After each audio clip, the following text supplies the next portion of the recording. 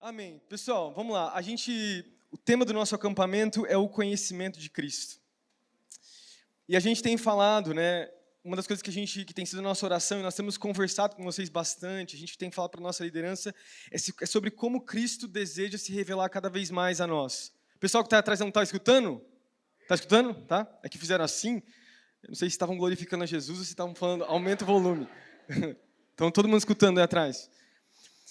E eu creio naquilo que a pastora Raquel falou agora no início, de que Cristo deseja se revelar cada vez mais a nós. E de que existem ainda coisas muito preciosas que nós não conhecemos de Jesus. Que não existe um limite para conhecermos a Ele. Não existe um limite para aquilo que nós vamos receber de Jesus nessa vida. E nós nunca vamos alcançar nesse lugar de acabar a nossa busca por Ele. E nós cremos que esse acampamento... Melhorou o som agora? Som. Nós cremos que nesse acampamento a gente vai mergulhar nesse lugar de uma busca, uma entrega sem cessar. E nós cremos que vai acontecer com cada um de nós aqui, independente do que você tem vivido, enfrentado, passado. Já tivemos um momento aqui onde nós nos entregamos diante do Senhor. E eu creio que o Senhor vai se revelar cada vez mais a nós. Amém? Quero que você abra a sua Bíblia comigo. Lá em Filipenses capítulo 3, nós vamos falar sobre o texto base do acampamento, que é Filipenses capítulo 3, do versículo 1 ao versículo 14. Versículo 1 ao versículo 14, Filipenses capítulo 3, do versículo 1 ao versículo 14. Eu sei que o pastor Wagner, o ex-pastor de jovens aqui da igreja, ele acabou ministrando essa passagem na igreja recentemente, e foi uma bênção, mas eu quero tentar abordar num outro aspecto, tentar tocar em assuntos que ele não tocou.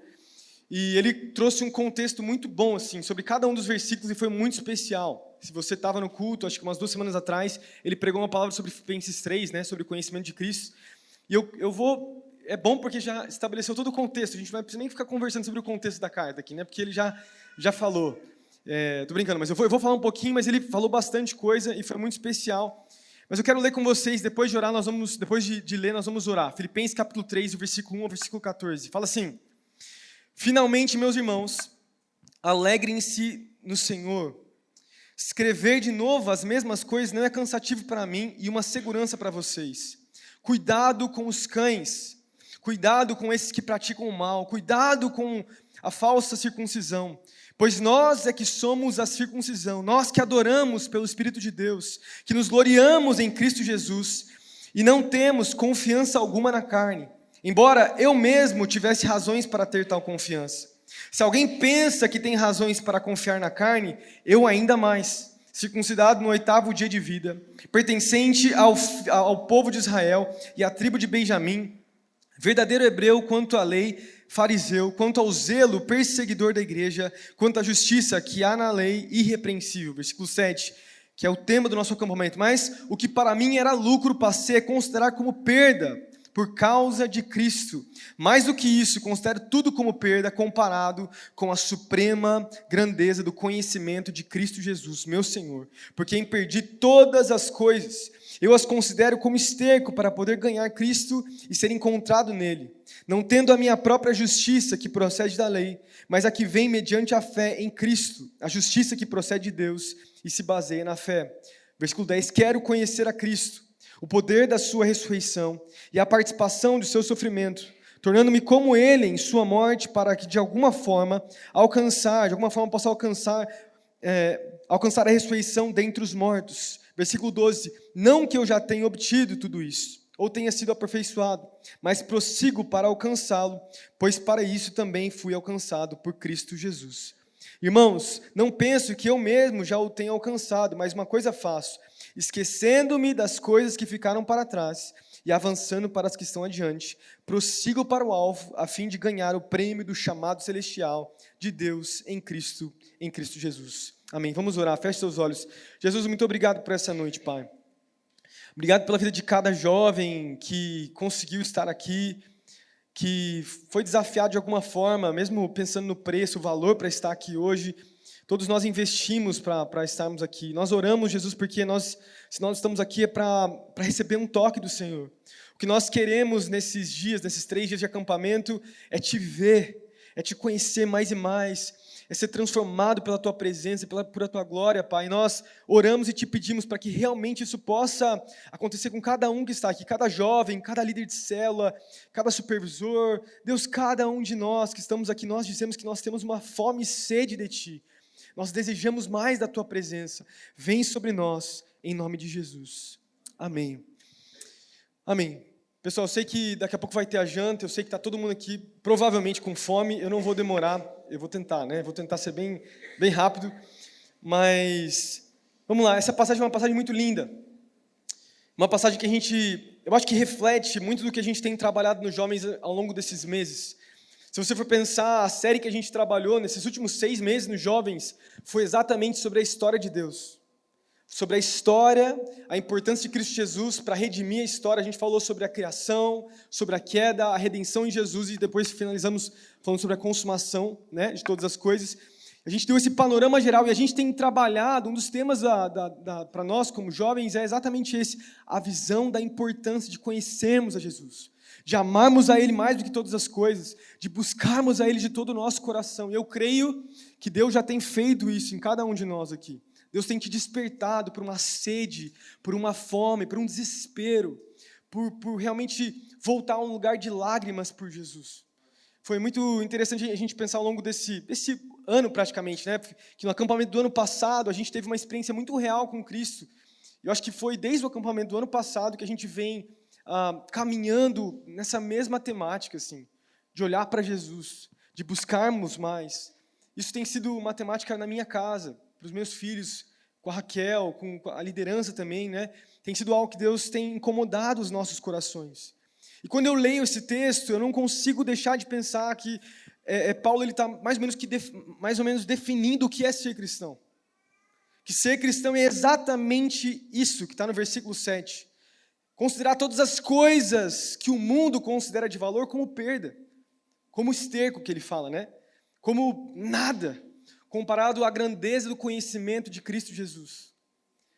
Ele vai trazer essa definição do que é ser cristão. Ser cristão é conhecer Jesus, mas não só isso, continuar conhecendo e buscando e desejando, porque daí Paulo vai falar no final, ali no versículo 14, exatamente isso, de que nós estamos prosseguindo. Né? Ele vai falar, não que eu já tenha chegado no lugar de perfeição, não, eu continuo alcançando, continuo buscando, continuo desejando, continuo indo para esse lugar de buscar o Senhor. E no meu coração, enquanto eu orava por essa passagem, pensando na ministração, né, eu pensava, Deus, não me deixa, falando da minha vida pessoal, né, nem como pastor, mas eu, como Pedro, pai, né, dos meus filhos, esposo, líder da minha casa, eu orava assim, Deus, que eu possa viver essa realidade aqui de Filipenses capítulo 3, versículo 7. Que eu possa entender que se eu não viver isso, eu estou desperdiçando a minha vida. Eu estou perdendo a minha vida. Porque Paulo está colocando o conhecimento de Cristo como algo valioso, como algo precioso, como algo que tem preço. É importante. Eu não posso deixar de viver nesse lugar. Se eu não viver aquilo que Paulo está falando aqui em Filipenses 3, eu estou desperdiçando a minha vida. E eu creio que Deus ele tem para cada um de nós exatamente isso. E que eu estou aqui diante de um tanto de jovens, um grupo de jovens que realmente deseja cada vez mais conhecer Jesus e não desperdiçar os seus dias. Eu creio de todo o meu coração. E eu creio que o Senhor está nos convidando para esse lugar.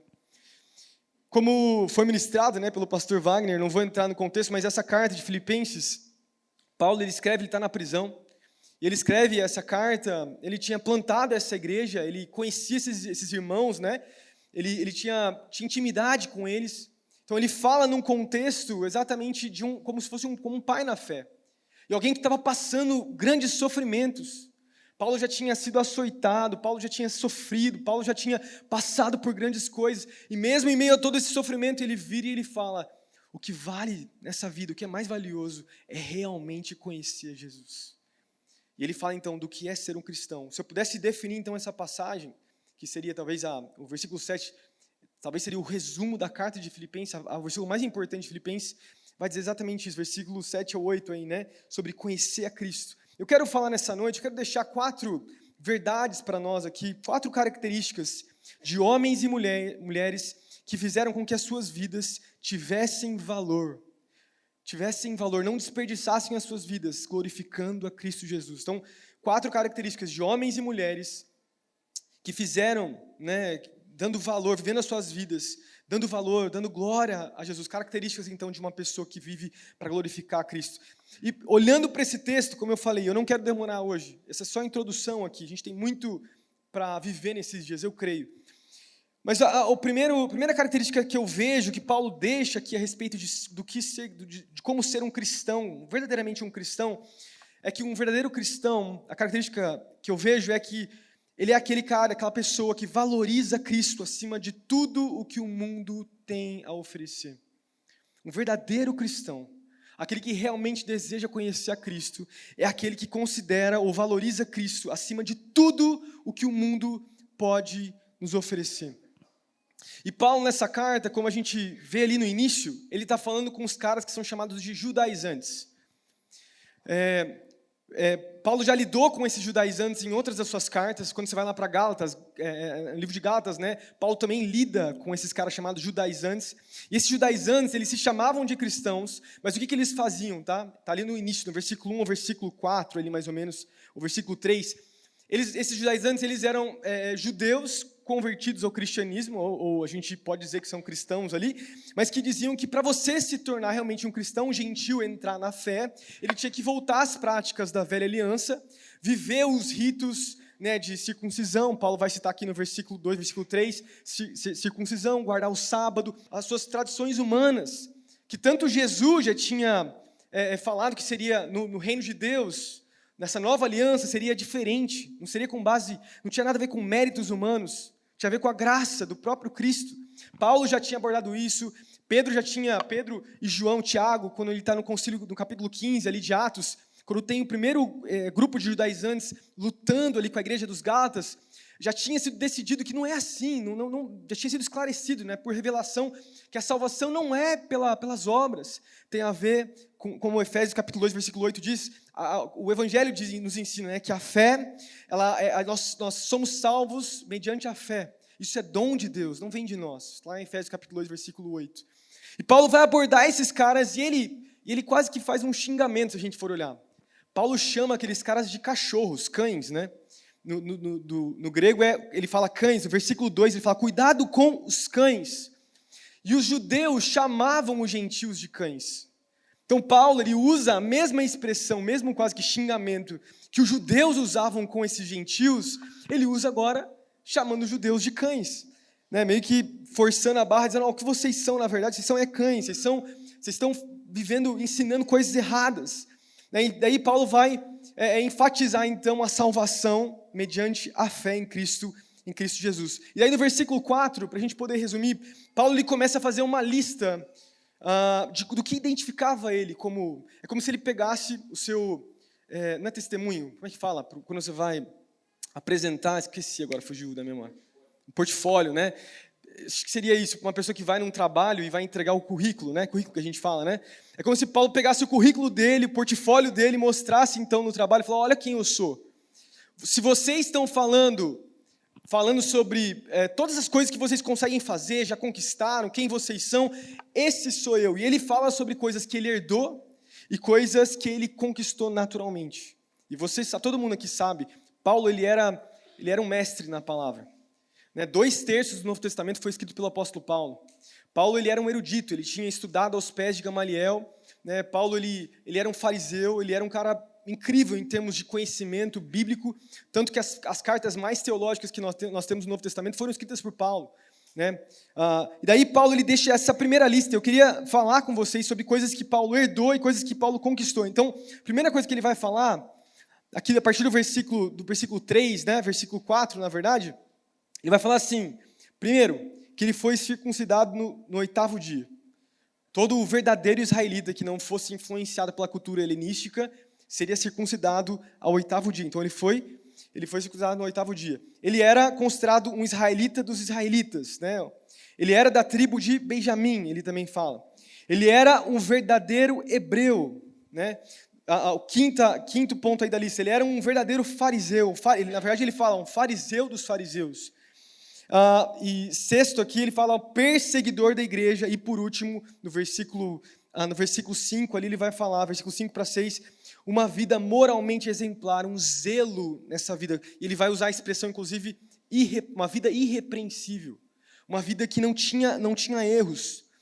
Toda essa lista de coisas que ele tinha, o seu portfólio, né, o seu currículo diante das pessoas, ele pega e ele fala assim, tudo isso é uma lista de desperdícios. Tudo isso eu considero como perda. São tesouros que não têm valor. Nada disso importa. Nada disso realmente pode ser considerado. É como se Paulo fizesse essa lista e falasse, olha só, eu estou muito acima de vocês. Eu estou muito acima. Mas tudo isso que vocês valorizam tanto, isso não é nada. Isso é perda. A gente não considera isso. E se nós analisarmos essa lista que eu acabei de falar, eu queria ter feito um slide, se bem que talvez não ia ser possível a gente ver aqui, né? Porque o salão é meio comprido, talvez não ia dar para ver, mas dessa lista toda que o apóstolo Paulo deixa para nós, pensa comigo, todas essas coisas que Paulo lista aí, não eram coisas ruins. Não eram coisas que, aparentemente, para uma pessoa religiosa, era uma coisa errada. Quero lembrar aqui com vocês, pensar nessas coisas que Paulo citou. Primeira coisa que Paulo vai falar, e está meio junto com a segunda, uma herança familiar e um status social. Paulo vai falar que ele foi circuncidado ao 8º dia. Perante a sociedade, né, perante uma família bem comprometida ali com a religião judaica, e naturalmente falando, tá, a gente tem até hoje judeus messiânicos, que a realidade de circuncisão ainda é algo cultural para eles. A Bíblia vai nos ensinar que a circuncisão ela não tem o poder, o mesmo significado teológico que tinha no Antigo Testamento, mas culturalmente os judeus vivem isso até hoje. É natural para eles. E em termos culturais, a realidade de Paulo ter sido circuncidado era algo muito bom, não era algo ruim, não era algo necessariamente errado. A gente sabe, por exemplo, que Paulo, quando ele vai fazer as suas viagens missionárias, ele pega, eu já falei isso antes, ele pega Timóteo, que tinha uma mãe, um pai que era gentil, né? E daí ele é grego, se eu não me engano. Daí, porque Timóteo, ele tinha era meio judeu, né, meio grego, Paulo pega e circuncida ele, né? E até é estranho a gente pensar, porque a circuncisão ninguém vai ver, na verdade, né? Mas Paulo opera a circuncisão lá no Timóteo para ele poder vir com ele nas viagens missionárias. Tamanha era a importância cultural de Timóteo viver isso nas cartas, quando a gente pensa. Então, ele tinha uma herança familiar. A Bíblia vai falar que ele era da tribo de Benjamim, né? Ele mesmo vai afirmar, ele tinha um status.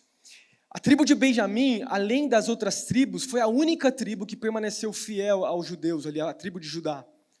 Então, era uma tribo importante. Saul, o primeiro rei de Israel, era um rei da tribo, né, de Benjamim. E ele vai dizer, olha só, eu sou dessa tribo. Eu fui fiel, eu tenho uma herança familiar, eu tenho status, a minha família é envolvida. Eu não sou qualquer um, eu faço parte, eu tenho uma herança familiar. E naturalmente falando, ter uma herança familiar, como eu falei antes, não é algo ruim. Terceiro que ele fala sobre um conhecimento bíblico, né? Ele vai falar que ele era um verdadeiro hebreu, mas ele fala, eu era um verdadeiro fariseu. Ele fala sobre seu estudo, seu nível de estudo. E quando a gente pensa em fariseus, a gente pensa em hipocrisia, porque o próprio Jesus ele denunciou a hipocrisia dos fariseus. Quem lembra lá, quando Jesus ele chega diante dos fariseus, ele fala, vocês são como víboras, né? São como cobras. Ele começa a falar várias coisas dos fariseus, mas se a gente for pensar, naturalmente falando, os fariseus eles eram zelosos pela Bíblia, pela palavra. Eles conheciam a Bíblia, eles decoravam, né, todo o Antigo Testamento, eram muito estudiosos, eles eram respeitados, eles tinham muito conhecimento, buscavam muito. Então, até perante a sociedade, os fariseus, eles não eram as pessoas naturalmente ruins, eles tinham um status, eles tinham um conhecimento, né? Depois eles não conseguiram entender que Jesus ele era o Cristo, né? Mas eles tinham um conhecimento bíblico. Quer dizer, Paulo tinha herança familiar, Paulo tinha um status social, Paulo tinha um conhecimento bíblico. Depois Paulo também, ele fazia parte então da atividade religiosa, ele era um fariseu zeloso, ao ponto de perseguir os cristãos. A Bíblia diz lá em Atos capítulo 7, que quando Estevão foi morto, foi apedrejado. Vocês lembram dessa história? Estava lá Paulo, os braços cruzados, lá vendo Estevão morrer. Paulo presenciou, Paulo, ele perseguiu, ele tinha uma atividade religiosa. O ponto aqui, o que Paulo estava fazendo naquele momento, perseguindo os cristãos, não que era algo positivo, mas ele era ativo na religião, ele era ativo na atividade religiosa, ele era zeloso. E por último, ele vai falar que ele era irrepreensível. Então, um estilo de vida moral, corretamente, né? Então o que Paulo está falando é uma lista de desperdícios da vida. Dá uma olhada nessa lista. Quando a gente pensa no que Paulo ele deixa, eram de coisas que não eram necessariamente coisas ruins, erradas, perante a sociedade, eu quero dizer, né?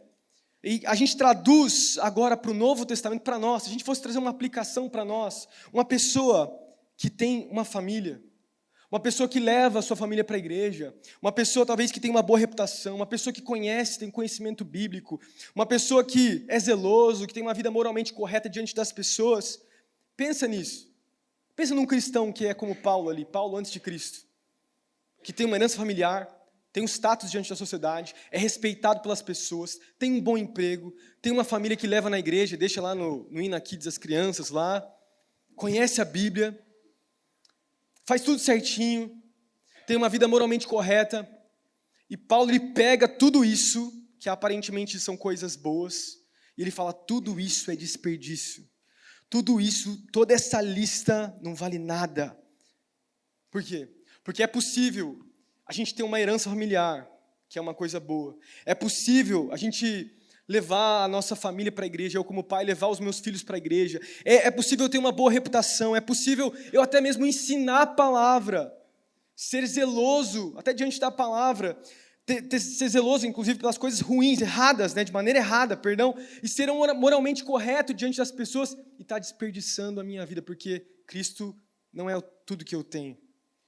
Toda essa lista que Paulo está deixando ali, mais uma vez, não são necessariamente coisas que eram ruins.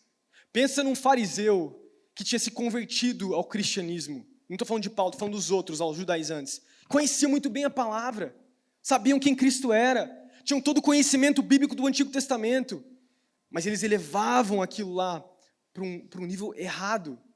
E daí Paulo está falando, olha só, todas essas coisas, tudo que você considera como belo diante das pessoas, como algo bom, presta atenção, tudo isso não vale nada. É desperdiçar a sua vida, são tesouros que não têm valor, tudo isso é perda, tudo isso, né? E daí no versículo 8 ele vai falar mais do que isso, mais do que só perda, ele vai falar, né? Comparado à suprema grandeza do conhecimento de Cristo Jesus, por quem eu perdi todas as coisas, eu as considero como esterco para ganhar a Cristo, ser encontrado nele. Olha que forte essa expressão que ele vai usar, ele vai falar sobre, inclusive, todas essas coisas naturais, são como, ele usa essa expressão esterco, como cocô, não vale nada, não vale nada. E daí fica a pergunta para nós, pelo que nós vivemos, onde nós encontramos valor em nossas vidas. E daí Paulo responde, a única coisa que vale a pena nós vivemos, que como nosso último fim, né, é o conhecimento de Cristo. Nada se compara a conhecer a Jesus. Paulo está definindo o que é ser um cristão. Mais uma vez, todos esses títulos que Paulo deixa, todas essas coisas que Paulo está falando, não são nada perto de Jesus. Tudo que nós fazemos, tudo que nós conquistamos, tudo que nós podemos nos tornar, nada se compara à grandeza do conhecimento de Cristo Jesus. Essa era a lista de Paulo. Mais uma vez, essa era a lista de Paulo. Paulo era um fariseu, um zeloso, ele era um religioso, ele tinha muito conhecimento, e todas essas coisas que ele fazia e achavam que eram grandes, Paulo vai falar, né, em 2 Coríntios capítulo 4, versículo 4, cegavam ele, a ponto de quando Jesus encontra ele a caminho de Damasco, ele recebeu a glória de Cristo e ele ficou cego. E é muito interessante a gente pensar nessa realidade e tentar talvez refletir sobre a nossa lista. Se essa era a lista de Paulo, qual é a nossa lista? Pelo que nós nos vangloriamos, né? Quais são as nossas listas, o nosso portfólio? Qual é o nosso currículo espiritual e natural também, de coisas que nós temos, de coisas que são para nós importantes, que muitas vezes tomam o lugar de Jesus nas nossas vidas. Quais são essas coisas? São coisas, e são coisas muito subjetivas, são coisas talvez que a gente não é pecado, não é nada de errado, mas são coisas que nos atrapalham de ver Jesus. Pensa comigo agora, nesse início de acampamento. Que tipo de cristianismo nós temos vivido? Nós que, inclusive, somos líderes, supervisores, pastores, nós que também estamos na linha de frente na igreja, para todos nós, que tipo de cristianismo nós temos vivido? Até eu notei aqui, sabe que existem milhares, se não milhões de cristãos que acham que as suas vidas, têm algum tipo de valor simplesmente porque vão na igreja, porque visitam aos domingos, que têm uma vida correta. Existe uma multidão de pessoas que vivem um cristianismo confortável e sem perceber tem feito do seu verdadeiro tesouro não o conhecer a Cristo, mas o viver coisas naturais, ou viver coisas naturais para Jesus até, ministeriais. Tem bons empregos, tem uma vida, uma boa vida, leem a Bíblia, ministram a célula, vivem o ministério, e daí chega Paulo e fala isso para nós, né? Tudo isso é desperdício. Tudo isso é desperdício, tudo isso é esterco. Tudo isso é esterco. Se chegar próximo ao valor de Jesus nas nossas vidas. E como é fácil, sem a gente perceber, as coisas que a gente faz para Jesus, inclusive, podem ter uma grandeza, tomar uma proporção tão grande nas nossas vidas, ao ponto de ser comparado a Jesus. Ao ponto de ser comparado a Jesus. Será que quando nós chegarmos diante de Jesus, no fim, o que Ele vai falar para nós? O que Ele vai falar para mim e para você? Será que Ele vai falar, eu sei que esse versículo é muito clichê, todo mundo que conhece ele. Jesus, Ele chega, e chegam para Ele, na verdade, e falam, não profetizei no Teu nome, não operei milagres, não fiz cura, não fiz milagres.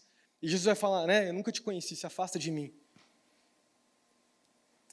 Só que vamos aplicar para nós de maneira menos espiritual.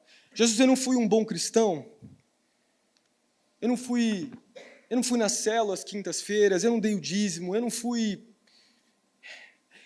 cometi adultério, não fiz nada de grande, assim, de um grande pecado, eu não estava lá sempre, eu servi, eu fiz parte do teatro, do Art Lab, eu servi lá no voluntariado, eu cheguei aí até no evangelismo, nas sextas-feiras, fui no Farol na quinta-feira, eu fiz algumas coisas boas para o Senhor, eu fiz algumas coisas. Eu tinha uma boa família, eu acabei casando com uma boa esposa. Para aqueles que não são casados ainda, não estão namorando, eu casei bem, encontrei uma menina de Deus lá. A gente se deu bem, casou, depois de 2, 3 anos a gente casou, teve filhos, construiu um belo lar, não aconteceu nada de errado. A gente estava lá vivendo as nossas vidas, a gente prosperou no nosso emprego, eu consegui um bom trabalho, comecei a ganhar melhor, e eu era fiel nos dízimos. E mesmo assim, Jesus virá para nós e falar, eu nunca te conheci. Porque fazer coisas, ir na igreja, estar em alguns lugares, dizimar, isso não é conhecer Jesus. E nem ser conhecido por Ele. Isso precisa nos alertar, porque, mais uma vez, esses judaizantes que Paulo está tratando aqui, eles achavam que eles eram cristãos. Eles tinham conhecimento, eles estavam misturando as coisas, eles estavam empurrando uma inverdade ali para os gentios, mas eles não conheciam a Jesus. E daí Paulo fala todas essas coisas que o mundo, eu bati aqui, todas essas coisas que o mundo considera como valioso e que os religiosos consideram como valiosos, não vale nada. Não tem valor, nada se compara à grandeza do conhecimento de Cristo Jesus. E eu quero desafiar vocês, nesse acampamento a gente vai falar muito sobre isso. Eu não sei o que você tem vivido, não sei quais têm sido os seus sonhos, se é casar um dia, se é prosperar, se é crescer no seu emprego, são coisas que naturalmente são boas, não tem problema. Mas nós precisamos tomar cuidado, são coisas subjetivas, porque podem tomar o lugar de Jesus nas nossas vidas. E o nosso bem mais valioso é conhecê-lo e ser conhecido por Ele. É viver para este lugar. É viver neste lugar de adorar Jesus. E eu estava pensando na minha vida. Eu como pastor também. Jesus, será que só porque eu tenho uma reputação, levo os meus filhos, sou pastor. Jesus, eu não quero chegar um dia diante do Senhor e o Senhor falar assim, você pregou, você profetizou, você estava lá na frente, mas eu não te conheço. Você tinha muitas coisas que você fazia para mim, mas essas coisas todas eram máscaras espirituais que cobriam a sua vulnerabilidade espiritual. É tão fácil a gente ter máscaras espirituais diante das pessoas. Falar o crentez, orar de certa forma, compartilhar no college grandes coisas, orar na frente das pessoas na célula. Isso não é suficiente. Isso não é nada. Você conhece a Cristo nesse início de acampamento. Você conhece a Cristo. Ele tem sido o seu maior tesouro. Ele tem sido aquilo que mais você dá valor. Nós precisamos ir para esse lugar de conhecer Jesus. E esse é o primeiro ponto, primeira característica. E eu vou correr nas outras, eu prometo. Os homens e mulheres que têm Cristo como seu maior valor, eles valorizam a Cristo acima de tudo o que o mundo tem para oferecer. Até aquilo que é natural e aquilo que é espiritual. Segunda característica, aqueles que realmente valorizam a Cristo, encontram algo nele que vale a pena perder tudo. Pode até parecer redundante, mas não é. Vale a pena perder tudo para Jesus. Vale a pena perder um emprego. Vale a pena perder uma namorada por Jesus. Um namorado. Vale a pena você perder um relacionamento, você se distanciar. O próprio Jesus ele falou que a gente não só teria aflições, mas ele viria até trazer divisão nos lares, por conta do amor por ele que seria gerado nos nossos corações. Porque tem um custo seguir Jesus. Lucas capítulo 14, versículo 26 ao 27, Jesus ele fala assim, se alguém deseja seguir-me e ama o seu pai, sua mãe, sua esposa, seus filhos, seus irmãos e irmãs, e até mesmo a sua própria vida, mais do que a mim, não pode ser meu discípulo. Da mesma forma, todo aquele que não carrega a sua própria cruz e me segue, não pode se tornar o meu discípulo. Isso é Jesus falando, todo mundo conhece esse versículo. Todo mundo aqui conhece esse versículo é um clássico, Todo mundo sabe. Tomar a cruz e seguir a Jesus, a seriedade que Jesus ele colocou. E Jesus em Mateus capítulo 13, versículo 44, quando ele fala sobre esse lugar de conhecê-lo, ele descreve como um lugar que era de muito valor, um tesouro valioso escondido, Lá em Mateus 13, 44, Jesus ele fala assim, falando sobre o reino dos céus, O reino dos céus é como um tesouro escondido num campo. Certo homem, tendo encontrado, escondeu-o de novo. Então, cheio de alegria, foi, vendeu tudo o que tinha e comprou aquele campo. O que Jesus está ensinando aqui? O que é esse reino dos céus? O reino de Deus. O Evangelho é a porta de entrada para vivermos neste lugar chamado reino de Deus. Que é um reino do agora e do futuro também, quando Cristo retornar. Mas perceba que esse reino, que é o reino espiritual, é algo que tem muito valor, mas é algo que não é visível. E é por isso que é tão difícil para nós que somos cristãos e vivemos nesse mundo cheio de tentações e desejos naturais. A gente está na igreja, a gente está num tempo como esse aqui, especial de louvor e adoração, onde nós estamos nos rendendo, e nosso coração está se rendendo ao Senhor, e algo está acontecendo com a nossa alma. A gente é posicionado em um lugar de amor verdadeiro, mas aí nós voltamos para o nosso dia a dia, sem perceber as distrações, aquilo que nós enfrentamos, a gente é bombardeado com coisas, e porque os nossos olhos naturais estão mais voltados a essas coisas naturais, sem perceber, a gente começa a trocar o valor. Às vezes porque o reino dos céus é um reino espiritual, invisível, que nós não podemos ver. Mas se a gente entendesse a importância, entendesse que a nossa vida aqui nessa terra é tão pequena, comparado ao todo o tempo que nós vamos ter com o nosso Senhor, isso mudaria. Isso mudaria a nossa perspectiva, mudaria a nossa forma de viver, mudaria a maneira que a gente enxerga Jesus e o seu reino, mudaria a forma que nós damos importância para as nossas famílias, para o nosso trabalho, para as riquezas, para a reputação. Foi exatamente isso que os grandes homens de Deus viveram. Entenderam que o reino de Deus é mais valioso e precioso do que tudo que existe nesse mundo. Lembra da história de Jó? Jó perdeu tudo, sofreu tudo. Deus permitiu que o diabo tocasse na sua vida, tocasse na sua família. Ele perdeu seus filhos, perdeu a sua reputação. Chegam lá os falsos amigos de Jó, começam a acusar Jó. E daí Jó tem uma revelação de Deus, em Jó capítulo 19, versículo 25, discutindo com seus amigos, ele fala: eu sei que o meu Redentor vive, e que no fim ele se levantará sobre a terra. Olhando mesmo no tempo de sofrimento, mesmo no tempo de dor, entendendo que as coisas que eu tenho, não podem se comparar ao conhecer a Deus. E ele vai falar no final também do livro: antes eu conhecia Deus só de ouvir falar, mas agora eu vejo o Senhor plenamente. Esse foi o nível de conhecimento de Jó.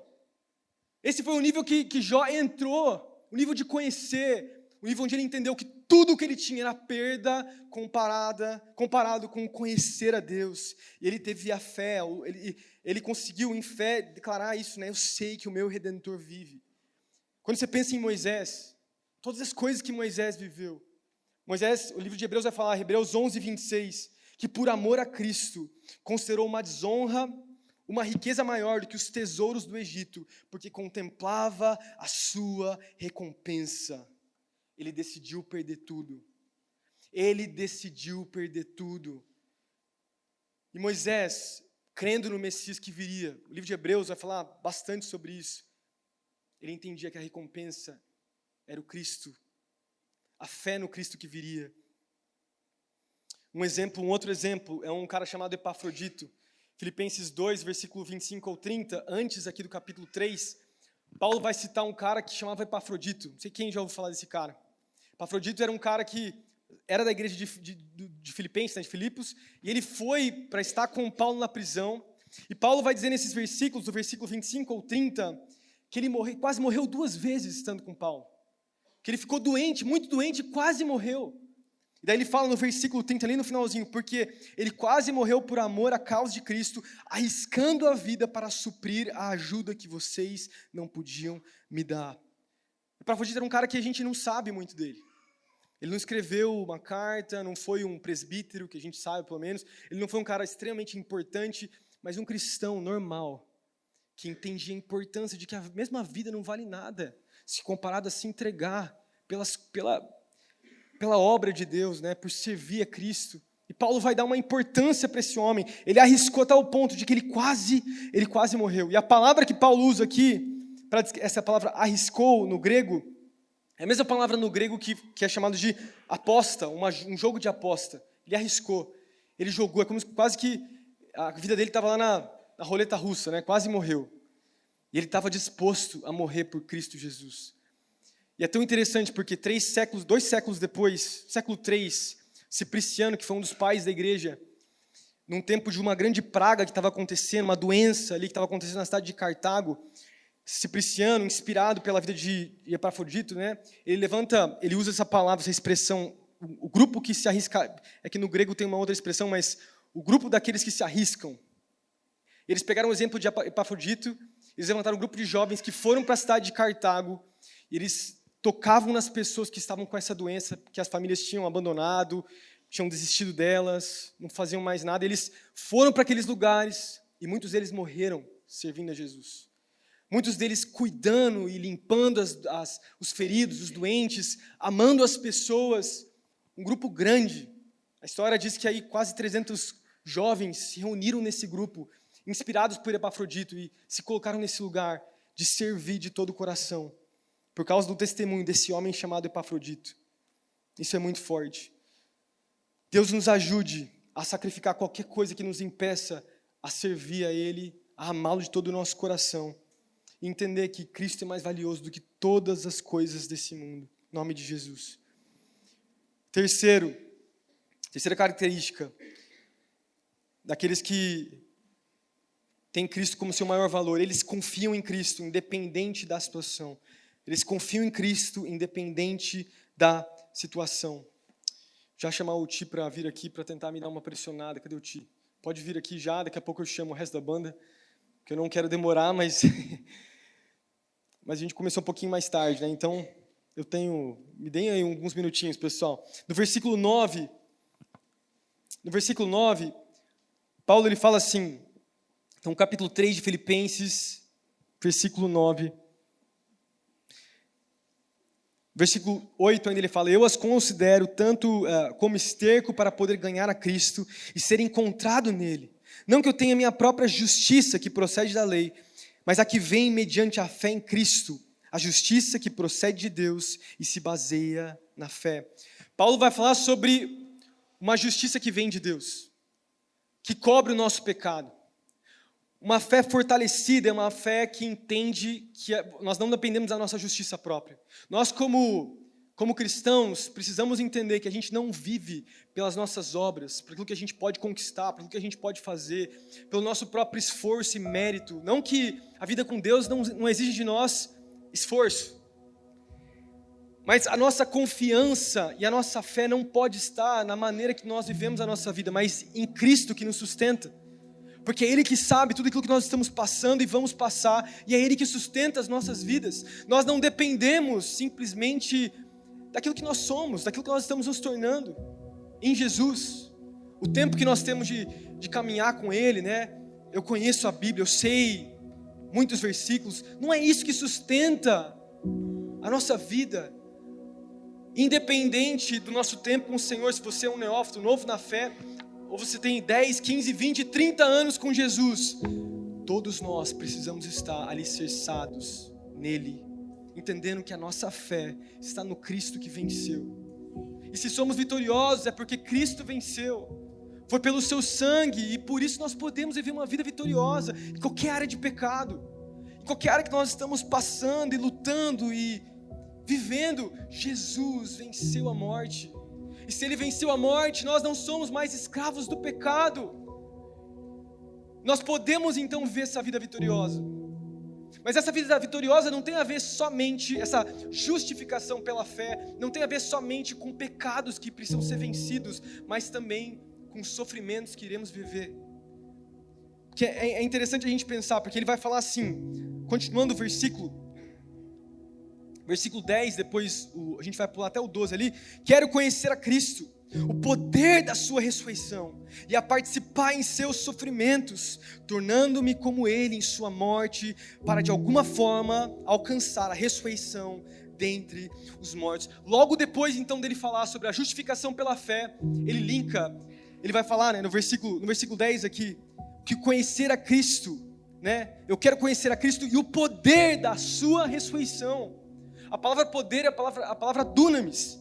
Ele vai linkar então com não só vencer, a justificação pela fé, não só vencer os pecados, mas nos ajudar a passar por todo o sofrimento, para poder assim conhecer melhor a Jesus. Para poder assim entender melhor o caráter de Cristo, entender quem Ele é. Vamos pensar na vida de Paulo aqui. A gente está falando do apóstolo que estava numa prisão, e todos os apóstolos ali do Novo Testamento, né, de todos que nós temos as cartas, praticamente todos eles, os apóstolos de Jesus, morreram, foram martirizados, só João sobrou. Todos eles sofreram muito. E Paulo, é muito paradoxal a gente pensar isso. Paulo fala sobre vencer, sendo justificado pela fé, mas ele fala sobre um poder de experimentar Cristo em meio ao sofrimento. Será que Paulo ele era meio masoquista, velho? Sei lá, ele gostava de sofrer, porque ele... Não faz sentido o que ele fala aqui. Eu fiquei pensando nisso. Participar do sofrimento. Quero conhecer a Cristo, o poder da ressurreição e a participação do seu sofrimento. Como assim? Como que isso é possível? Como é possível eu e você fazermos a mesma oração que Paulo fez? Porque, de novo, a gente crê que somos justificados pela fé, para que a gente possa vencer todo pecado, toda dificuldade de tentações que nós temos. Joia, é isso aí, eu creio nisso. Somos mais que vitoriosos em Cristo Jesus, Ele nos deu vitória. Mas será que sermos justificados, entendemos que somos um nele, vai nos levar também para o lugar de sofrimento e dor? Paulo está afirmando que para conhecer Jesus e ser justificado em Jesus, um nível maior dele é conhecer esse lugar de sofrimento e dor, a ponto de se tornar então igual a Cristo. Que tipo de nível é esse? Como que Paulo declara isso? Primeiro Paulo fala então no início ali do capítulo que tudo nesse mundo não vale nada. Aí ele afirma que ele é justificado pela fé, e agora ele está falando, eu quero participar do sofrimento de Cristo. Como assim? Como assim? O que é sofrimento? Pensa num sofrimento aí que você poderia passar hoje, que seria terrível para você. Eu tenho um, tá? Sempre quando a gente viaja com os nossos filhos, a gente fica com medo de perdê-los. Tanto que nessa viagem que a gente fez, a gente comprou aquelas AirTags, sabe? A gente escondia na roupa das crianças para elas não tirarem, porque elas vêm, a Sofia tira, né? Os meninos, eles arrancam tudo. E a gente fica com medo.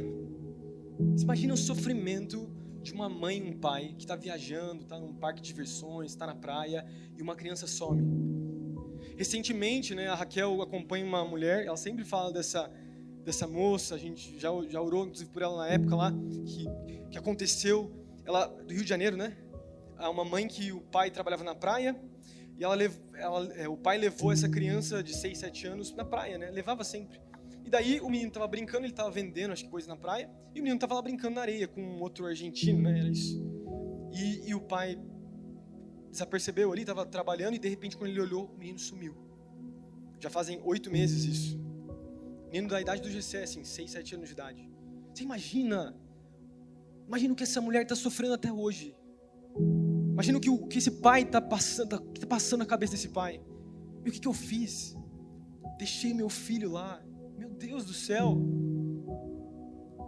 Ou uma criança, para nós que somos pais, né? Sempre exemplo de filho aqui, né?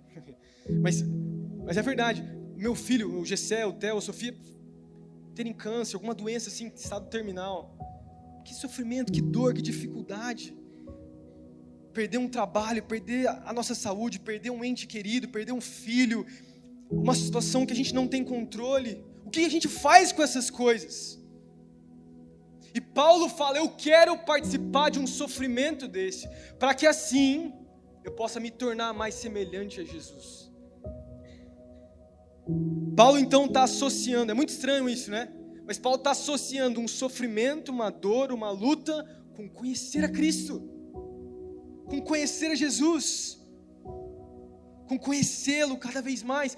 Pensa comigo, no tempo que nós vivemos, né, no mundo que a gente vive, o sofrimento é totalmente rejeitado. E a gente também, como cristão, ninguém aqui, mais uma vez, ninguém é masoquista, ninguém quer sofrer.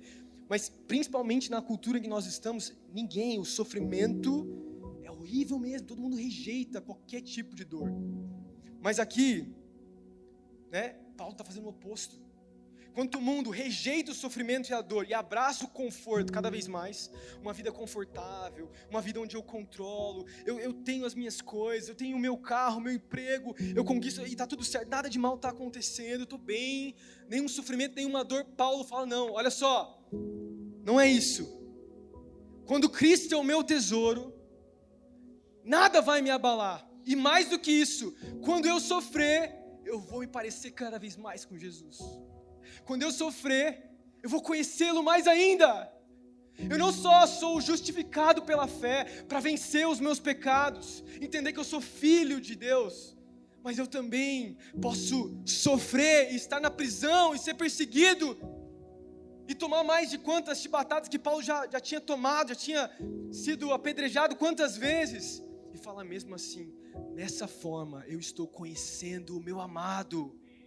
Eu estou vendo Jesus. Eu estou vendo Ele. Esse texto vai totalmente contrário à realidade que o mundo diz e que nós somos infectados todos os dias. Nós não queremos sofrer. Nós não queremos passar dor, não queremos passar luta, não queremos passar dificuldade. Mas Paulo está nos ensinando aqui que nós podemos experimentar satisfação mesmo nos problemas, mesmo nas dificuldades, mesmo no sofrimento. Paulo diz, é possível olhar para Jesus e vê-lo e amá-lo cada vez mais.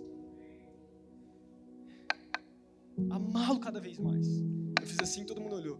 Vou fazer de novo. Amar Jesus cada vez mais. Meus amigos, enquanto a gente tem um falso cristianismo, a gente sempre fala isso, que fala sempre sobre conquistas naturais. O Evangelho fala sobre uma vida completamente oposta disso.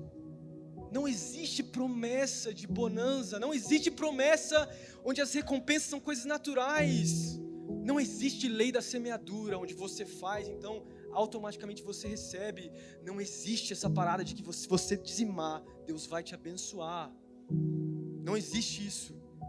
Nós fazemos isso porque Deus nos deu tudo, porque nós o amamos, porque Ele merece tudo em nós. Tudo que nós temos é dele. E dar 10% é o mínimo do mínimo, velho. É o mínimo do mínimo. Você acha que os apóstolos do Novo Testamento não dizimaram, não ofertaram? E eles foram crucificados, mortos, sofreram. Tem cristãos hoje que são mais fiéis do que nós, e a recompensa deles não é natural. E nós aqui no Brasil estamos confortavelmente vivendo as nossas vidas, e a gente acha que só porque a gente vai no culto, vai na cela, faz tal coisa, daí eu vou ter a minha recompensa. Isso não é vida com Jesus. Conhecer Jesus é muito mais do que isso. É muito mais do que isso. A lei da semeadura no Novo Testamento é totalmente espiritual. Quanto mais você conhecer a Cristo, mais de Cristo você vai ter. Quanto mais você dizimar entendendo quem Cristo é, mais você vai amar Jesus. Quanto mais você servir na igreja, você não vai conquistar coisas naturais. Você não vai fazer por um título. Mas você vai conhecer Jesus através da comunidade local, onde eu sirvo os meus irmãos e assim me pareço mais com Cristo. E eu também amo os meus irmãos e sou amado. Isso é evangelho, isso é cristianismo, isso é conhecer Jesus. Isso é conhecer Jesus. Isso é conhecer Jesus. Isso é olhar para Jesus. E por último, para eu finalizar, eu quero chamar aí o pessoal para subir. Eu já passei bastante do meu horário. Última característica dos homens e mulheres de Deus que têm a sua vida para glorificar Cristo: eles buscam a Deus com paixão e devoção e não param de buscar. Filipenses, vamos continuar aqui o texto, a partir do versículo 12 até o versículo 14, Paulo ele vai terminar essa sequência, que ele continua na verdade, mas até onde a gente vai parar. Não que eu já tenha obtido tudo isso, ou tenha sido aperfeiçoado, mas prossigo para alcançá-lo, pois para isso também fui alcançado por Cristo Jesus.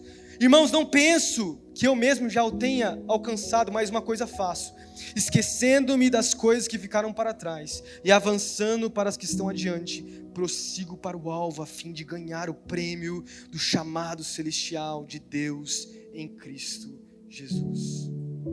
Olha que lindo isso. A mesma palavra na grega, e eu não vou ficar pronunciando, que ele usa para a perseguição dos cristãos, ele vai usar para prosseguir com zelo, Ele está falando sobre prossigo para alcançá-lo, prossigo para conhecê-lo, para desejar cair ele cada vez mais. Ele está falando de uma busca que não para, uma busca que não é suficiente só um encontro com Jesus. Quantas pessoas param no primeiro encontro, fui salvo por Ele, já é o suficiente, ou encontros pontuais com Cristo, onde algumas vezes eu encontro Jesus ao longo da minha caminhada. Não é isso que Deus tem para nós. O prosseguir para o alvo é uma vida de crescimento, é uma vida de não parar, de não desejar ver Jesus, de não desejar de continuar vendo Jesus mais e mais, mais e mais, todos os dias das nossas vidas. Se nós não estamos com essa busca sem cessar, existe algo de errado em nós. E daí a pergunta fica para nós, para a gente poder finalizar aqui: por que Paulo ele declarou isso?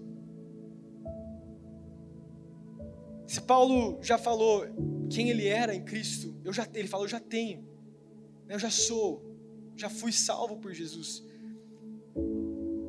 É porque estar em Cristo é viver nesse lugar de conhecê-lo cada vez mais, onde nós vivemos com fome e sede Isso é o cristianismo verdadeiro. Parafraseando aqui o apóstolo Paulo mais uma vez. Pois para isso eu fui alcançado por Jesus. Eu fui alcançado por um propósito. Eu fui salvo por um propósito. Eu tenho uma missão. Todos nós, cada um de vocês. Você foi alcançado por um propósito. E ele fala isso aqui. Esquecendo-me das coisas que ficaram para trás e avançando para as que estão adiante, prossigo para o alvo, a fim de ganhar o prêmio do chamado celestial de Deus em Cristo Jesus. Esse é o seu propósito de vida. Seu propósito de vida não é conquista, ganhar dinheiro, ter uma família. Tudo isso eu considero como perda comparado ao conhecimento de Cristo. Não que eu não vá viver. Não é isso. Não é que você não possa ser um homem bem-sucedido, desejar um bom emprego. A Bíblia não é contra essas coisas. Não é contra a gente crescer profissionalmente para a gente abençoar outras pessoas. Não é contra isso. A Bíblia não é isso que eu estou pregando, tá bom? Todo mundo aqui sabe disso. A Bíblia não é contra termos uma boa família, filhos, ser presente na igreja. Só que o que a Bíblia está nos ensinando aqui é que comparado ao conhecimento de Cristo Jesus, todas essas coisas perdem o valor perto da grandeza do conhecimento de Cristo Jesus. Todas essas coisas. Nosso alvo é um. Nosso alvo é um. Não que eu já tenha alcançado, mas prossigo para o alvo. Eu prossigo para o alvo. Eu não vou parar de prosseguir, eu não vou parar de buscar, porque a minha vida é prosseguir. A minha vida não está nas coisas materiais. Ao ponto de Paulo falar no capítulo, se eu não me engano, o capítulo 2 ou capítulo 4, ele fala assim: se eu morrer, eu gostaria até de morrer, se eu morresse, eu me encontraria com o meu Salvador. Mas eu também sei que é de bom proveito que eu não morra, para estarem com vocês. Ele fala, as duas coisas para mim são bênção. Olha o ponto que o apóstolo Paulo chega, ao ponto de declarar isso. Olha só, esse é o propósito da minha vida, é conhecer o Cristo revelado. E eu oro nessa noite: Jesus, revela Jesus para nós. Jesus, Espírito Santo de Deus, revela Jesus a nós. Cristo, nós desejamos o Senhor neste lugar, neste final de semana. Vem habitar em cada coração aqui, cada jovem que está aqui, cada um de nós que temos as nossas responsabilidades, as nossas famílias, os nossos trabalhos, Deus, as nossas preocupações, responsabilidades, tantas coisas que são até boas, naturais, têm o poder de nos distrair, de olhar para a beleza de Cristo Jesus. Mas nós oramos nessa noite: Espírito Santo, revela Jesus de uma forma diferente a nós. Revela Jesus para as nossas famílias. Revela Jesus para esses jovens. Faz de nós jovens apaixonados. Faz de nós uma comunidade de jovens adoradores que te amam mais e mais, que tem zelo pela tua palavra, pela tua presença. Nós temos só um propósito de vida, e é para isso que nós vivemos. Eu quero conhecer Jesus. Eu considero tudo como perda. Jesus, eu quero chegar nesse nível de declarar como o apóstolo Paulo. Jesus, eu confesso, muitas vezes eu não consigo fazer essa declaração. Eu fico perdido nos meus pensamentos e não consigo declarar isso. Mas nessa noite eu oro, essa é a minha oração. Eu quero conhecer a Jesus. Eu quero conhecer a Jesus. Eu quero chegar nesse lugar. Eu quero, Jesus. Eu quero que a minha família chegue nesse lugar. Eu quero que os meus filhos conheçam a Ti mais e mais. Tu és a nossa recompensa. Tu és aquilo que nós mais desejamos. Nós não estamos atrás de coisas naturais, nós não estamos atrás de coisas sobrenaturais.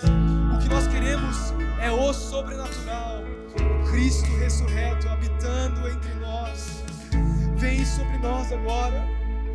Oh Espírito, sabedoria e revelação, venha sobre este lugar. Venha sobre cada mente, cada coração aqui agora. Convence cada um aqui, Jesus.